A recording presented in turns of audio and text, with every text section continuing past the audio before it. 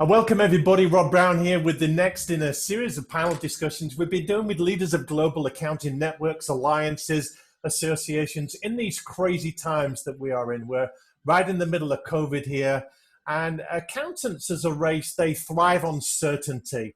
They like to plan, they like things structured, but we are in the very opposite of that right now. And we have an international panel here. We're going to talk about some of the issues, and I'm going to invite the panel to just introduce themselves very briefly, talk about their role and who they represent, and then we'll open up the discussion about a few areas. So Ben, can I start with you? Just give us a little introduction, sir, so we know who you are. Sure, thanks, Rob. My name is Ben Lloyd. I'm the Chief Operating Officer for Baker Tilly International. We are represented in 145 territories with global turnover of just shy of $4 billion US, represented in the four major sort of regions in the world. So looking forward to participate today. Great. And can I just stress, this is not a competition to see who's the biggest or the best or anything else. I have learnt from doing almost 25 of these panels that all of us are in the accounting profession, firms big and small in one way or another. So there is no competition here. Rhys, can I get you to go next? Thank you. I'm Rhys Madoc. You look actually like an accountant. You've got the tie and everything. So you're definitely the best dressed, Rhys. That's right. Rhys Madoc at UHY International. I'm CEO for the organization. We're in just over 100 countries with a turnover of just short of $600 million. So I also, just like Ben, and I'm sure everyone else, really looking forward to this discussion today to catch up and see people's views. And that's it, isn't it, Rhys? It's nice we're off running our own networks, associations, looking after our members, but sometimes it's nice to lift your head up and talk to some peers and other leaders of leaders as you all are and get a sense of what people are doing. So yeah, we do appreciate your time. Lara, you've been on before, so I'll ask you to go next and then we'll finish with George. So a little introduction, please. Perfect. Lara Joseph, I'm with Allinial Global. I'm the Vice President of International Relations. Allinial, as most of you know, is the second largest association in the world right now. We're a little bit over 4 billion in 85 countries. And we have about 242 members right now. So. You've said that before, Lara, haven't you? That just tripped off the tongue right there. So you weren't reading it at all. Yeah, no idea. Yeah. George, great to have you with us from Hong Kong. So please, a little introduction from you. Thank you, Rob. I'm George. I'm with Prime Global Association. We are right now standing at the 300 member firms and 850 locations worldwide with 3 billion revenue this year and 90 countries represent. I'm very pleased to be here today. Well, it's great to have you with us, and that looks a lovely backdrop, but we know in Hong Kong right now it's 9 p.m, so we appreciate you staying awake for us where it's dark there. And yes, I used to live in Hong Kong, so it's a very dear part of the world for me. So let's talk about this situation we find ourselves in. Ben Lloyd, we've not had anything like this, have we? We've had recessions, we've had economic downturns, but we are in new territory right now. How do you feel generally that the accounting profession is responding to what's going on? Yeah, Rob, I think we're all going through a similar journey. I think at different speeds, perhaps. Being part of international networks and associations, you have, an international representation. And I think what COVID has shown is it has flattened many of the, what was perhaps impossible is now probable. And, the speed at which networks and associations can respond to support their firms, their member firms, their accountants, etc. And I think traditionally, accountants perhaps haven't responded necessarily well to change.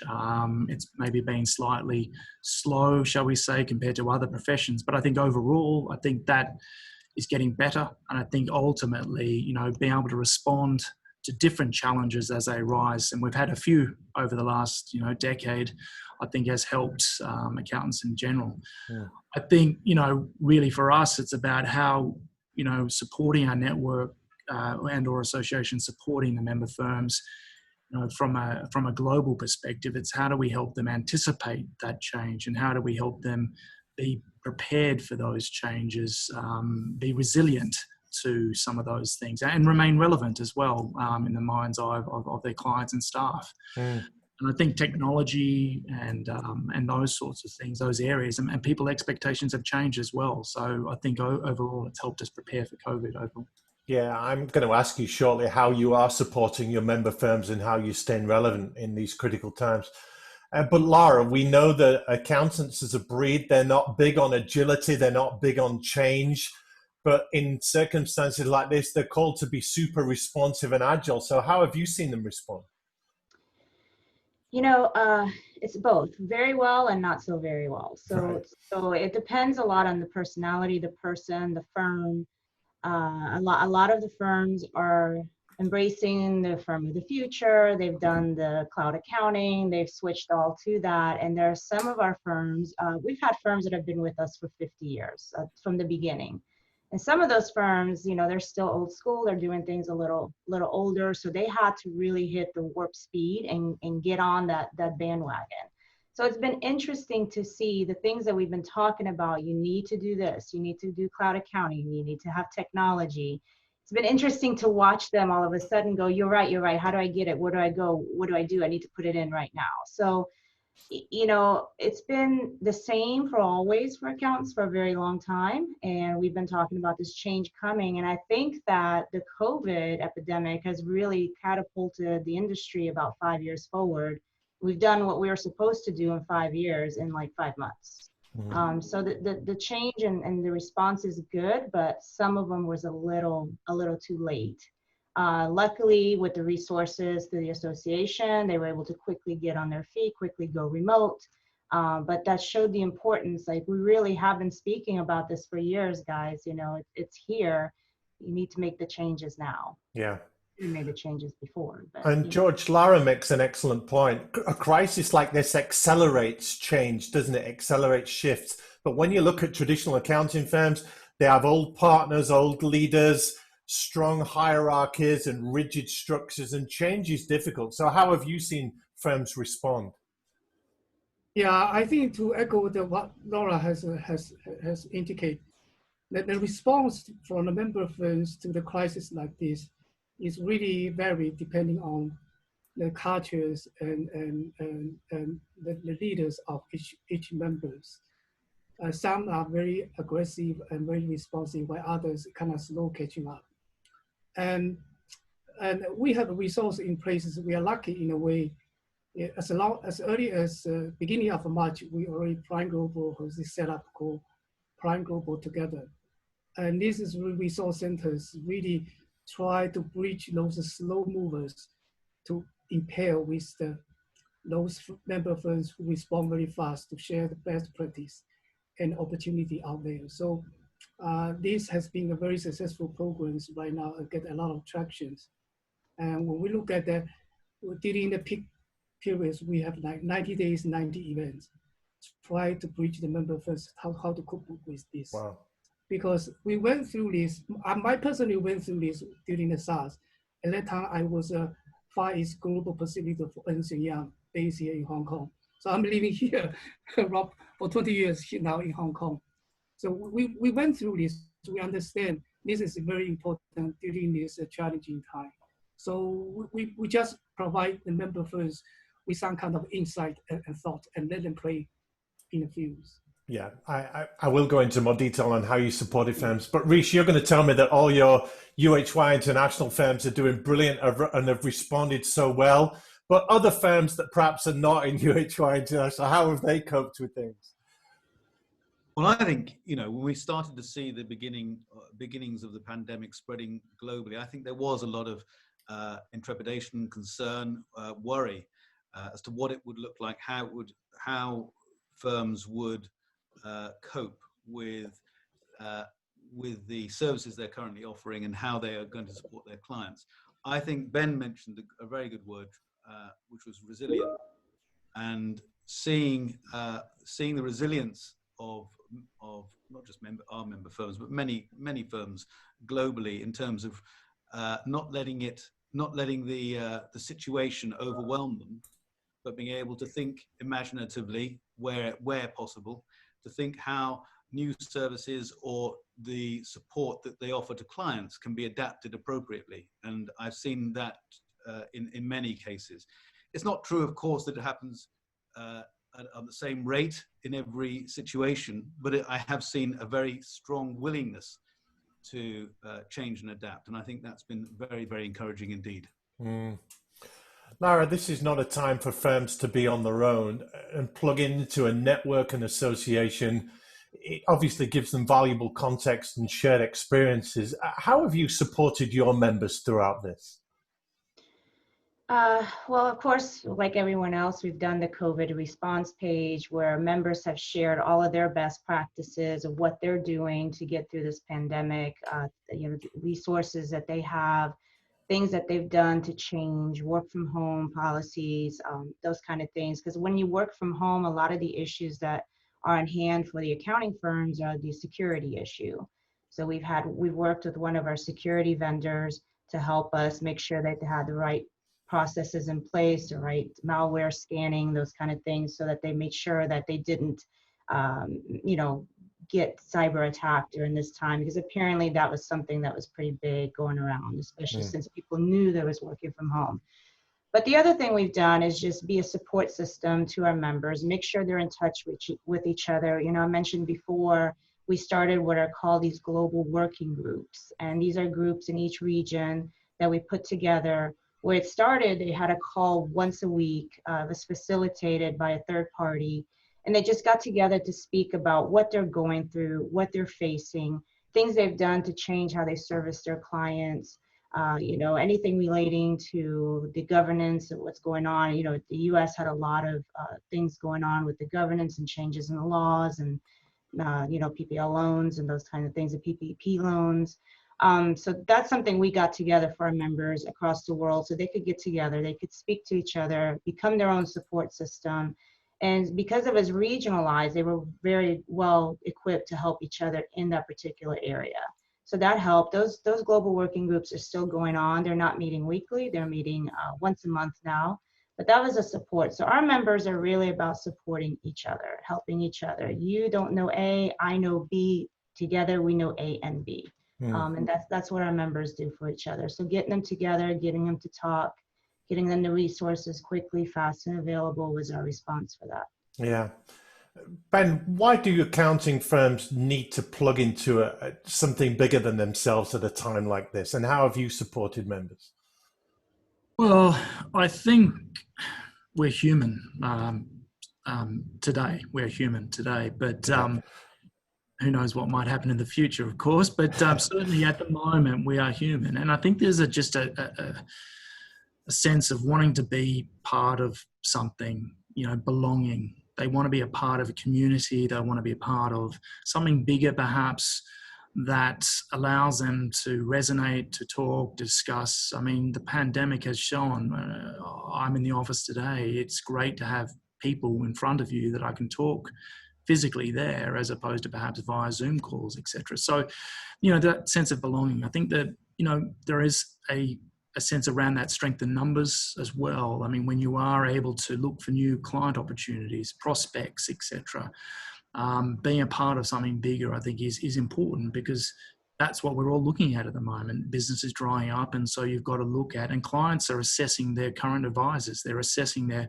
value that those current advisors present to them, and so they're looking at opportunities to perhaps explore other areas. I mean, we've seen it firsthand with a number of larger sort of audit engagements across multiple countries, and typically serviced by the Big Four. But the pandemic has allowed them to say, hey, perhaps cost is an issue. Perhaps we should look at other options, middle market networks and associations. And I think those opportunities are there. And you're only going to get those opportunities through being plugged into an alliance or network. Yeah. Technical support, I think, is important. But, Rob, I think it seems kind of crazy, but our guys, our members have never felt more connected than they are now. And I'm hearing that a lot. I don't know if that's a sad thing to say or whatnot, but I'm sure the other guys would agree that it's that frequency. it's that ability to jump on a Zoom call and not necessarily a plane, to be able to say, hey, do you want to catch up for 5 minutes, 10 minutes? Let's talk about this. Connecting with the team. I mean, my team at the global office, we've never felt more connected now, which kind of doesn't sit well with me, but that's the reality. And so whilst it's crazy, I think the ability to support our members and how they stay relevant, I think really comes down to how we can help them with, little things such as sharing better practice, sharing best practice in certain areas, helping them with technology. As I think Lara has mentioned before, technology is important. And I think providing that support on what they should be doing is seen as an investment rather than a cost, because that is the reality that we live in nowadays. And so, it is important. I think at times like this, you need to come together. And I think that's what networks, alliances, associations provide at a time like this. Yeah. And Rhys, I saw you nodding there. There is a hunger, isn't there? A curiosity for firms out there to say, am I alone in this? Is anyone else doing what I'm doing? What are you experiencing? How's it going for you? And that's where a network, a group, a team becomes important. Well, I think, there's no one firm which is bigger than a network. And resources the network can bring to all far outweigh the internal resources of any single firm. I think, following on with what Lara said and Ben on this aspect, that community aspect of being part of a support network is hugely important. And it gives valuable perspective, doesn't it, as well? It gives you perspective. It helps you to maintain perspective, certainly. Things are not always as bad as at first they may seem. And we've been running in similar ways. We've been running support webcasts and Zoom meetings and all sorts of different areas of engaging with our member firms, from the general discussions about how to cope with lockdown, how to make sure your staff are safe, cybersecurity wise, through to managing audits remotely and etc., and how to engage with clients. And that added aspect and the added benefit of what you can bring to the clients during this period, because in the end, there are two aspects to being in a network, I always think. One is about how we can service our clients better, how we can draw on resources, and how we can manage that. Coming back to the point I was making earlier, which is, no single firm is greater than the resources of a network. But it's also very much about the firm itself, and that engaging on a community level is something that's very, very strong, I think, when you have any network. Mm. George, you were over there in Hong Kong. Lara mentioned about these regional working groups, and it's different in different countries and parts of the world. Yes, we're all suffering, but you're a global organization. How have you served your members at this time, and how different has it been in different areas of the world? The challenge we have, you are right, it's a country specific. In each country, the response and the situation of pandemic is vary, and China get to contain the situation earlier. Because you've got a lot of political things going on in Hong Kong right now. Yeah, exactly. So that's why, we have a sub-regional meetings. We started out in February as a Zoom meeting. Later on, we moved to WeChat group, Sky group, into a sub-region level, and the connectivity is absolutely very different. Very, very important for all members. And I'm very, very pleased to see, in our industry and as well as our members, there's a very, very good sense of sharing. And, we join these weekly meetings. Sometimes if they have certain issues, certain requests, they just send it up by WeChat group or Skype, and another member will respond immediately. It's really not only the client base, also opportunity base. For example, you talk about in Hong Kong. Hong Kong, we have a lot of problems. Last year we have that kind of a demonstration, and this year we have a pandemic. But in the accounting world, it's interesting to see, if you look at the capital market, we have like 20% growth this year. So the member firms looking for opportunity to service the capital market.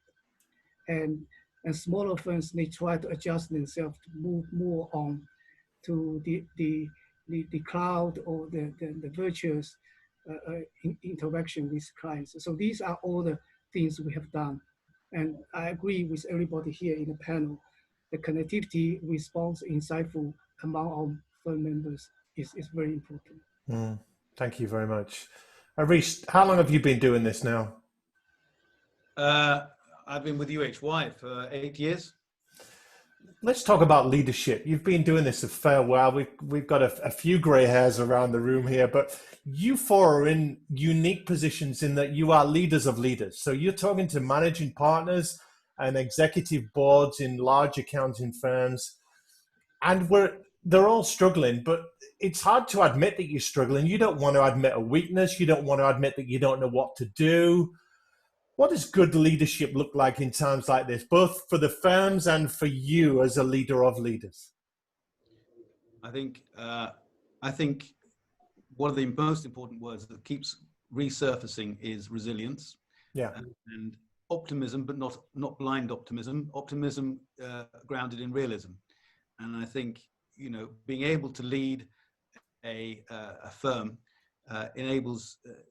requires a leader to draw on resources when they're down, to draw on their personal resources, but also to give clarity of message. And I think it's about ensuring that you're bringing staff along with you and your team and your other partners along with you on that journey. That's no different from any other type of leadership activity one might do. But in times of confusion or times of when clients are maybe confused and where it's easy to get bogged down in other activities, in trying to maintain cash flow or trying to maintain a regular amount of services or looking for the next service, or looking for the opportunity out there that the current pandemic might present. I think being a good leader is able to encapsulate a lot of that and to ensure that the messages are picked up and worked on. So in order to not necessarily do everything themselves, but certainly to drive it. And being that driver is something that's ever more important in these times. When you talk about personal resources, Rhys, what do you mean by that? Your network, your own inner mental strength, the yoga that you're doing and what you're eating, and what do you mean by personal resources? I wish I was doing so much yoga. I know Lara does a bit, so. I don't, but I think it is about mental resilience. I think it takes quite a lot of inner strength to be able to remain that focused and positive when you're under a lot of stress. So I think, I'm thinking about our member firms at the moment. Of course, the primary thought when these strange times started happening was, how are we going to survive? What are the next steps? What do we need to anticipate? And I think as time has gone on, the impact necessarily hasn't been diminished, but it's certainly been understood. And I think people are planning better as we go forward, planning to cope with changes quickly. The adoption, I think, as Lara mentioned earlier, the adoption of IT has been phenomenal. Things that maybe would have taken 5 or 6 years previously to get used to get round to a new way of thinking, working from home, those sorts of things, which are not traditionally something that's very strong within this sector. I think those have been adopted phenomenally quickly and have worked. And I think that's the important thing. These things have worked very well for the benefit of all the firms, but also the clients. Yeah. George, what does strong leadership look like for you in challenging times like this? Yeah, I think that the most important is for any strong leadership is at this time, you really have to show genuine passion and care. And for us as an association, we care a lot of members. We can see these daily communications. Many have challenges, particularly for smaller firms. And we are lucky that we see that the larger firms are willing to step up and offer to help from technology-wise, from the go-to-market approach, as well as challenging the internally. Because when you see this from February till now, 6 months into the pandemic, it's way longer than everybody anticipates. We don't know when it's going to end. So this is a continuation of connectivity and passion and care. We are not looking at the crystal ball, say it's going to end in 3 months, and it maybe it's going to change the way we do business forever. So this continuation among members, sharing, knowledge sharing, and support is very important. And we as an association, we want to bridge this kind of facility, this kind of cooperation. Yeah. And Lara, leaders in times like this are forced to make strong commercial decisions in tough emotional circumstances without a full complement of data. So it's difficult for leaders right now. There's no doubt about that. What does strong leadership look like for you in times like this? I went to mute myself. I just realized I was on mute. You know, I think this is a prime example of situational leadership. So we're in a different situation none of us have ever been in before, and you have to make leadership decisions based on the current situation. And like you said, Rob, we don't have all of the information, we don't have all the details. But personally, for me, as a leader and as the leaders for myself, I have noticed and I know that I want someone who listens. And I try to do my best to listen. We may, as leaders, we're always sometimes jumping the gun. We have the ideas, we know what's best, and we want to execute those ideas, and we want to get our team to execute those ideas. So I've learned that I need to take a step back and listen to what's being told to me, what's being said, what's being suggested. That way I learn what's needed. I can understand and empathize with the person that I'm listening to. And together, normally, if we collaborate, we can come up with some situations and some clear directions in those. So I think listening is a skill set that leaders need, that many perhaps don't have, or think they do, but their active listening is a little bit different. So that's something that I've worked on, is really listening to what our members are saying, they're going through right now, how they're dealing with their clients. And if you listen, then you can usually come up with some solutions that will assist people in the long run. Yeah, very good. Ben, I'm coming to you now. You just need to unmute, but you're not just a commercial leader right now and a global CEO. I would imagine you are a confidant, you are a psychiatrist, you are a counselor, you are a therapist, you are a friend. You're all kinds of things right now, all four of you. So what does strong leadership look like for you at times like this? Yeah, I think as we moved into the pandemic, obviously as we came to the end of 19 and there was whispers going around, and then we hit it sort of February, March, it started really taking shape. I think there were a lot of questions within our network around what is leadership, and particularly this, you know, at times like this, do you need a sort of a wartime leader, a peacetime leader, leadership styles? You know, each style is different, obviously, and get you through that tough time, that crisis, shall we say. You know, so that was talked about from, you know, within our firms, within our office here, the global office here. But I think really our firms, I mean, genuinely, and I listen to the other guys talk about it, I absolutely agree with everything they've said. The thing that strikes me, I think, at times like this is around authenticity. I think generally people want authentic responses, whether it's emotional, whether it's, you know, stoic, and that's who you are, but it's around authenticity and how we deal with the issue that faces us all. What is authenticity to you, Ben?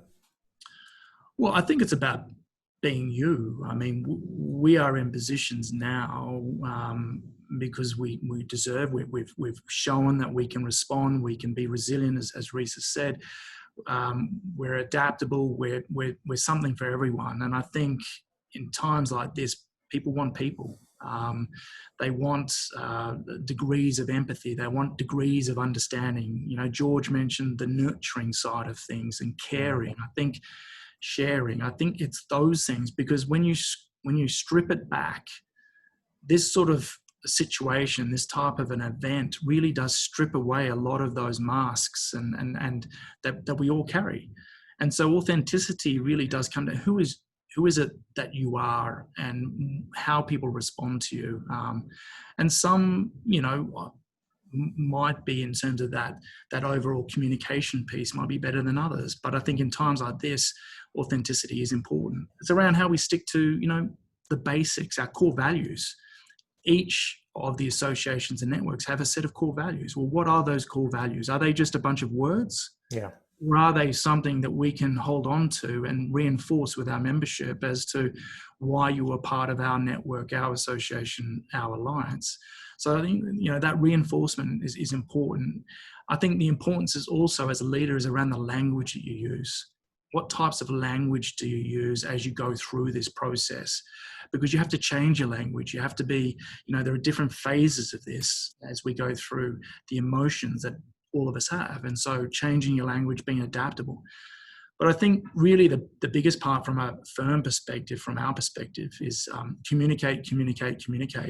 I think you cannot be accused of over-communicating. You can be accused of under-communicating, not really having that transparency. But if you over-communicate, it's not a bad thing.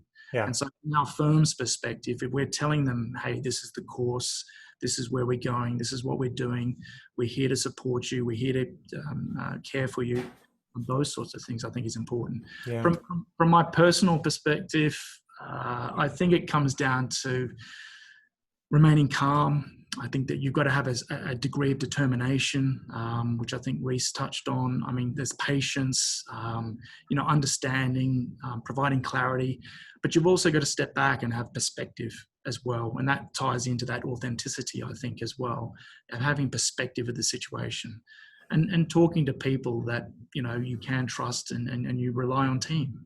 So that's what I think leadership really does come down to, for our network at least. I'm sure it's the same for the others. Who would be a leader in times like this? You all must be crazy. I have a podcast called Accounting Influencers, and I interviewed a guy from a Big Four firm. He's not in a Big Four firm now, but he had mental health problems, depression. You know what it's like in an accounting firm. You are forced to put in the hours. You've got to be there. If you want to make partner, you've got to keep stepping up. You've got to keep charging the hours. And he had a mental breakdown that led to a suicide attempt. And he said it was very difficult for me to admit that I wasn't coping. And you talk about being authentic, Ben, but as leaders, is it difficult, isn't it, to admit any kind of weakness, any vulnerability? Because, and I know you're all nodding here, and come in if you've got a thought on this and just unmute yourself. But as leaders, we are called to be strong. We're called to be that rock. We're called to have all of the answers. We're called to be everything to everyone 24/7. And is it okay to admit that you struggle with that and you're not coping? Any thoughts on that? You just need to unmute, Rhys. I think you're talking, so sorry, I'm just keeping the noise down. Go ahead. I think that this current pandemic provides an almost unique situation, which is an easily understandable and recognizable situation that we're all in this together. Mm. And, when I look at and I talk to offices across the world, it's interesting that everyone has the same outlook at the moment, which is there's a bit of concern about the future, but we're looking forward to the future because we can see how we can adapt and change. So I think in one aspect, I think it's very much that this is something that's common to many people. I think from a personal perspective, I think it's important to remain focused, but personal well-being is a really important aspect. You've got to sometimes take a step back. You've got to sometimes look after yourself in terms of that mental resilience as well. We talk about resilience, but from a mental resilience perspective, we're all human. I think the ability to be able to share information, talk to people, to exchange ideas, to eliminate that single thought process. So you're engaging others in that challenging and planning stage. Like Lara said, to listen, actually, to ask questions and listen. Yeah, absolutely, to listen, but also to be listened to. So I think I think it's very much a dialogue, an open dialogue, and from my perspective, I very much welcome that. I think it's I think we do come up with the ideas, we do we are very much different people to different, we are a different resource to different people, I think, and we are all things to all people. I think that's a very important aspect. We do chop and change. It's multi-personality in many respects in some of these roles, but being able to share that information, be able to engage with peers, to be able to share ideas, to thrash through ideas, to explore different ways of working, I think is very, very important. No one's alone when it comes to doing this. And proof of that, you're all on this call right here. You're essentially in a competitive situation. You do similar things for similar firms, but you're recognizing that now is a time to come together and share perspectives and admit, yeah, we've not got it all sorted. We're looking for new ways to handle the new normal, and we are open to sharing ideas. And otherwise you wouldn't be here. You'd be on with building your empire. So any final thoughts on that before we move on to asking you about the future? Well, one thing I did want to say is, I think as a leader, it's important to show your humanity. We're not robots, we're human. And I've learned that it's okay to say, I don't know. I don't have the answer to that right now. Let me think on it. Let me maybe consult with other people. I'll come up with an answer. Together, we'll get it done. But I think it's okay for leaders to say, I don't know. And I'm human, and we don't have all the answers, and we don't know where this is going or this particular situation. So that's something that I always remember, that it's okay to say I don't know. It's okay to show that I'm human, and I think that is, resonates well with other people that I lead. Yeah, and adding on to that, if you don't know something, the great thing about leaders is they will probably know someone that does, because they've built up their network, they've built up their reputation, they've put time in the bank with people so that they can call upon different resources and insights to give those answers that they don't know. Yeah, I just add to what Lara's saying as well. I think, leaders are charged with building teams as well. And so we're heading up networks, we're heading up associations, alliances, etc. But essentially it boils down to the team that you have around you too. And so what you put back into your team in terms of development and care and taking them through, when you do have those times when you don't know the answer, and I agree with Lara, I think ultimately we don't have the answers all of the time. Yes, we're expected to perhaps have some semblance of an answer, but we don't.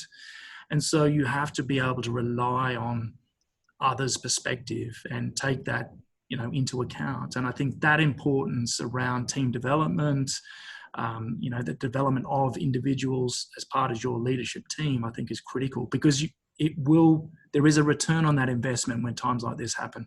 Yeah, very good. I think for me, I just on that point, I think that's very true. And I think that one of the major aspects of being a leader is a facilitator.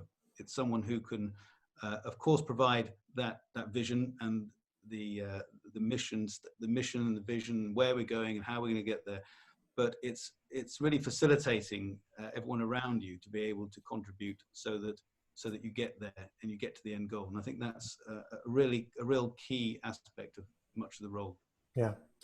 Well, they're great insights, everyone. Thank you on leadership. And George, you've not spoken for a while. So did you want to say anything on leadership? Yeah, I think that everybody point out very important aspect at the challenging time like this. That Ben say authenticity. I want to add here is response. In a time like this, as a leaders, we really need to be very responsive, because, and then why I say is facilitate, because nobody knows the answer for all. And you're being able to respond to the request, be able to facilitate, to bridge the knowledge sharing at this time, is really give the true emotional support to the member firms. Very good. Yeah, this is not a time to delay, and this is not a time to keep quiet, is it? As leaders, we need to give some answers. So very good. Thank you for all of those. And let's get your crystal balls out. Let's look ahead to what's coming up, because we know that there is some kind of global recession coming up. Some say it will be the biggest recession ever globally. We know that tax bills that haven't been paid will become due. Loans that have been taken out will become due. The COVID virus solution, I don't know what you call it, the cure for it, That's not in place anytime soon. So we're looking at some dark times for the next 6-12 months. So George, let me start with you. What do you see coming up for the accounting world over the next year or two? Yeah, the accounting community is really looking the future from different perspectives based on my interaction with the professional here in the region. When you look at the market today, you are right. The COVID-19, daily new case has not plateaued yet, and we don't know the cures when it will be available. But more deadly is we don't see a serious pushback from this crisis, because you see the stock market still booming, a lot of businesses still running. It's unusual. It is something is wrong, and we believe it's not going to end in year 2020, and I personally believe it will way beyond 2021. So we are at the beginning of this crisis. It's not the middle or end of it. Mm-hmm. So as such, it's very, very important that every member firms have a defensive measure at this time, but at the same time, we need to adjust, look for new opportunity. Yeah.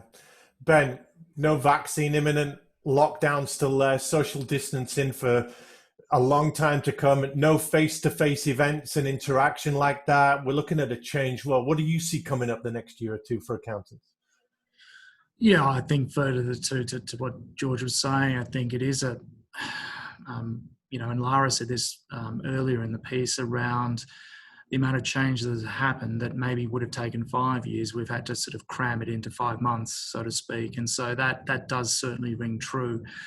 I think by and large, most of our firms in the network are going okay at the moment. And, cash flow, you look at your client responsiveness rates, etc. And it seems to be okay. But there's no doubt everyone's peering into sort of Q4, Q1 next year and beyond. I think, advice that we would be giving our firms, etc. I think it really does come down to sticking to, pulling out what is your local strategy. I mean, what is the action plan that you've sort of embarked on? And strategies were parked and can be parked and picked up. It's a series of concerted choices that you make in how you run your practice at a local level. But what is the strategy and what is the action plan? And is it fit for purpose? I think the question we say now is, does that work still? I think, we have a strong communication around how you deal and how you support your clients. Obviously, as key in this, that they're in the same boat as all of us. They're struggling with the lack of business. And so talking to your clients, seeing how they're getting on and where they need help, being that sort of person, that trusted advisor, I think is critical. I think a lot of the things that we do ask our firms to really sort of try and rationalize and focus on the things that matter. Don't focus on the things that don't matter at this time, because we can deal with that later on. But think about and focus on those things that really do matter for the moment. And it matters around, client needs, investment. You still need to focus on investment, but also setting about clear paths so that the staff, we are a people business. We all have thousands of people that rely on the network for their everyday survival. And so ensuring that the staff have a clear understanding as how we go forward, particularly with this looming recession, as you say. And then, the bottom line, I think, for us is just to keep communicating with each other and with our global office, with me and the team. It's about communicate. If you start drying up that communication, we think, well, is everything okay? What do you need to do? Do you need any help, etc.? Look at your neighbours. What are they doing? You start seeing sub-regional sort of activity clusters coming together to support one another, because by and large, similar cultures, etc., versus other parts of the world. Yeah. So for us, I think it really is, batten down the hatches, focus on the things that matter. Yes, it's going to be a rocky, probably 12 to 24 months, but as a network, as an association, as an alliance, we can get through this together. And our view is, I think everyone has said this, that maybe there will be some casualties along the way of our member firms. But, we've set a target. We say we don't want any casualties.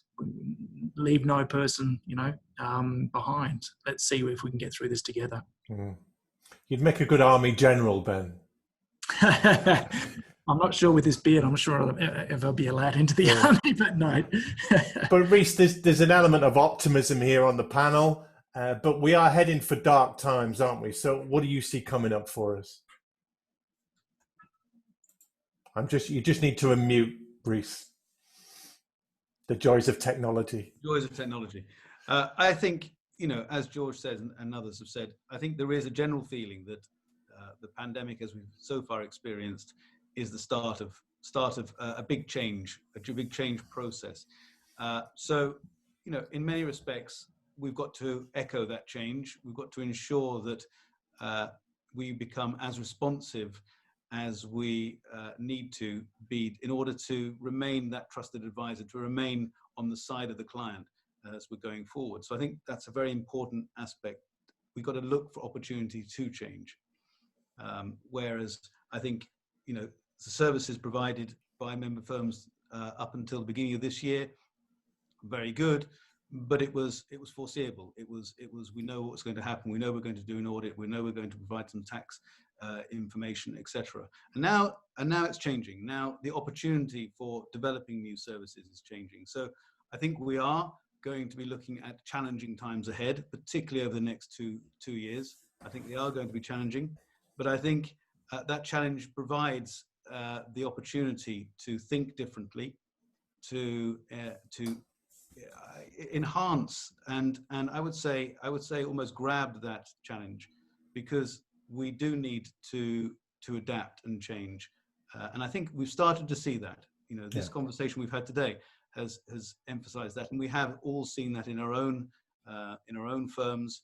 We've seen the way in which they responded, and we know that's because they're adapting to change and doing it very quickly.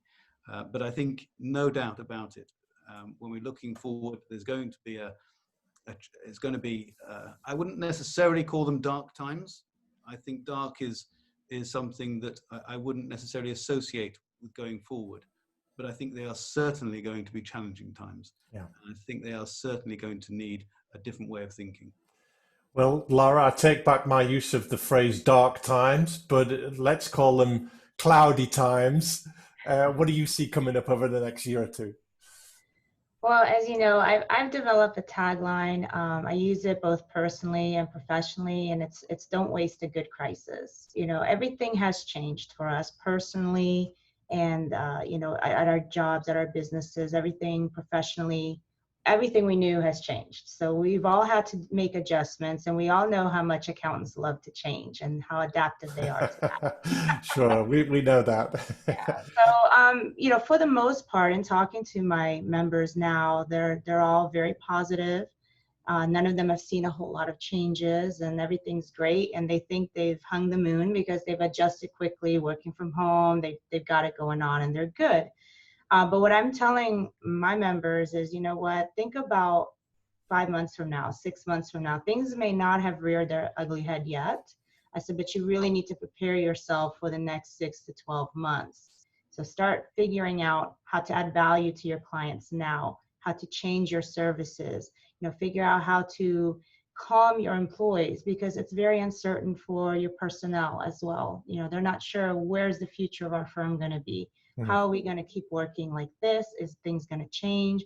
You hear a lot of, well, perhaps we don't need an office anymore. This work from home is great. We can cut costs. And how is that going to look for the future inevitably? So don't waste the crisis. Figure out how to add value to your members for us, to your clients for them, and to your personnel as well.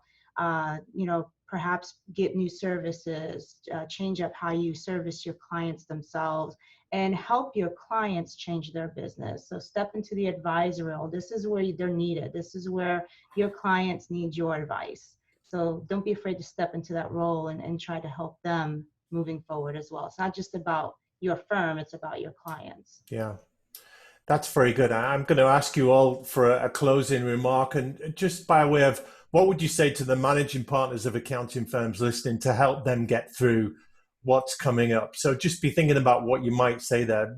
And as leaders, we now have one foot in the now and one foot in the next. And these managing partners will be the same. So just 30, 60 seconds on what you would say to them. And just while you're thinking of that, I saw something recently about the difference between being positive and being optimistic. So a leader that is positive says, everything's great. We can cope with this. This is not a problem. it's just a bit of flu. It's just a short-term thing. And positivity is great. We need that enthusiasm. But optimism says, hey, things are not great. We know we've got a problem, but we will get through this. And here's how we're going to get through this. There is light at the end of the tunnel. So positivity can sometimes be blind and in denial of what is really happening. So I like that distinction between those two terms. So Ben, let's come to you first with a final call to arms, if you like, for the managing partners listening that have to lead their firms through the next year or two. What would you say to them? Yeah, I'm a strong supporter of the don't let a crisis go to waste. And I think overall there is a lot of pain in the world at the moment, and there is a lot of unfortunate situations which we don't have control over. We have control with face masks and social distancing, etc., but we don't really have control over that pain. And I think really for firms, all firms, I think you've got to see that there is almost sort of a blessing in disguise here, because it provides us all a unique opportunity to change how we do things. Yeah. Don't think about trying to get back to pre-COVID. Think about it's post-COVID and the future is unlimited. We are looking at blue sky here. We can reset. It's the thing I think that the profession has needed overall. And I think for each individual member firm and each managing partner and their leadership team, it's look at everything that we do. Look at your operational procedures. Look at how you go to market, your strategy market, where your segments are. Look at all how you collaborate, how you communicate, how you embrace technology. Look at everything and see whether it can be challenged, changed, or just got rid of. Yeah. And I think it's a great opportunity just to get rid of a lot of the things that we've just held on to for each year that rolls over. Mm. So I would encourage everyone to look at and embrace the opportunity to change. Yeah, that's very good. A few short words from you, George, words of inspiration for the leaders watching. Yeah, in Asian language, there's a call, 机会, what it means, crisis and opportunity coexist. And this is really a word. So I would really echo what Ben said, the firms, everybody has to look at the industry, look at the environment. So what is going to be the next emerging opportunities? And this has become a hot topic that we as an association try to provide a platform, and we just roll out a program, really responds to the members' discussions. It's really business opportunity. We look at this, what is going to be different? You look at the market today, you have a really apparent hit the most is the traveling and hospitality industry, but why online B2C business, entertainment, gaming industry is flourishing. And this is an example that how we are going to identify the new opportunity years down the road and the firms to adjust themselves. Yeah. So this is something is exercise. I think that each member firm should really, really carefully look at it now. Yeah. Thank you, George. You made me smile when you gave us a Cantonese phrase there. I lived in Hong Kong for 3 years, and I was a maths teacher at an international school, and the bilingual children there taught me a phrase which was in Cantonese, ga yao lo lik. So if I'm saying that right, that actually means go faster and add oil. Is that about right, George? Is that right? Yeah, yes. And I was basically trying to get the children to work harder and concentrate on the work, but it might be a quote for our times to go faster and add oil for these leaders. So thank you, George, for reminding me. Rhys, final words of inspiration from you to the leaders watching. I think this is about keeping one foot in realism, but looking to the future. And I think making sure we have clarity of messages, keeping your staff, keeping your clients engaged, keep them close. So it is about looking at what is around the corner. What can we do? Now is the opportunity to look at, I think Ben mentioned actually, but looking at now at how we can improve what we've done previously. What services are there that we can introduce that we know our clients will need? Looking at that remote way in which we may have to continue to work in certain jurisdictions. So I think it's about maintaining that. You can talk about remaining positive or remaining optimistic, but I think it's It's about being realistic, and it's about looking to the future and not taking an eye off the future, but keeping that focus and keeping that strength and I'll come back to that word, resilience, keeping that strength of resilience going through to help you bring everyone with you. Yeah, very good. And Lara, final words to you. George gave us that lovely phrase about crisis and opportunity. There is a sense of optimism and positivity in this panel right now. So leave us with some words of inspiration from you to the leaders watching. You know, I agree with Ben, Rhys, and George. It's a difficult time for managing partners. They've done things this way for so long. Things have sort of catapulted totally left for everyone, and we do that in our association as well. We've done this for 10 years. Why change it now? So the words of advice for a managing partner is to not be afraid to look into the future, to evaluate what they have right now, to listen to their people in their office, and to make the changes that are necessary. Change is scary and uncertain, but it's necessary in these times. If you're going to survive this in the future, you've got to start making the changes. Yeah. Well, thank you so much for that, Lara. And thank you everyone for your contributions and your insights and your honesty today. I want to finish on time because probably apart from George, who'll maybe be going to bed now in Hong Kong, we've maybe got other Zoom calls. Lara's just starting her day. So it's 3 p.m. here in the UK. It's been great to talk. It's been great to share. And it's been really valuable just hearing what you have to say. So thank you so much for taking part. I'm going to stop the record button now as you all give a little wave. I'll keep the